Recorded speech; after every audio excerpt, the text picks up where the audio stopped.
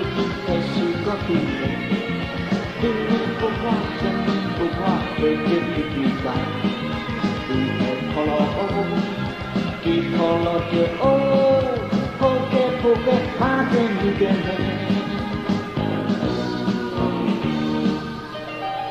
Voleti che sta guai di nessuno, per quanto lì non che do sotto ogni, e io che io ho messo, che niente bene, niente va bene, che io figlio, di cardine oco, si covo, che ligo, che pli, da fare. Pero yo querido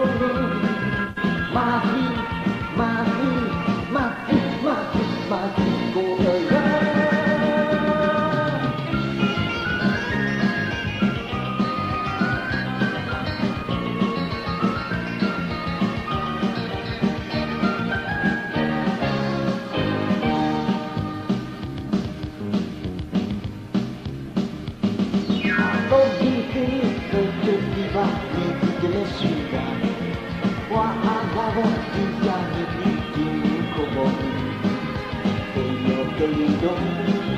matematica, che gli leva copie che ne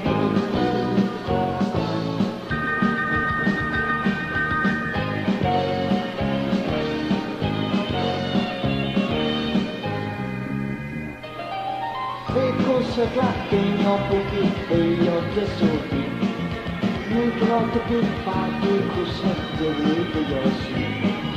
da lì mi veda più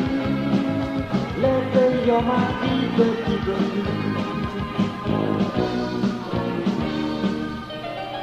il cagliate le lo ma cucito ti il mio bucca mi vuoi mi da solo mi dire se la su in bocca da si su de su che la tiro di cadine oco ci covo che ligo che veda va che mi ha potere io che li doni mati come da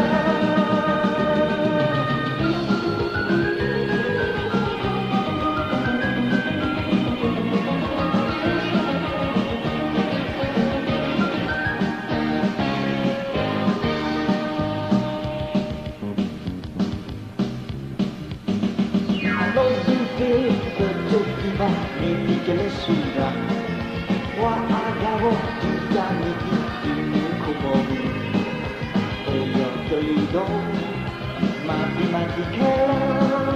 che gli deva copie che ne e io che li do matematica che gli deva copie che ne e io che li do matematica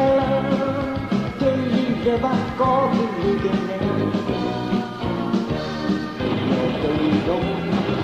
matematica che gli deva copie che ne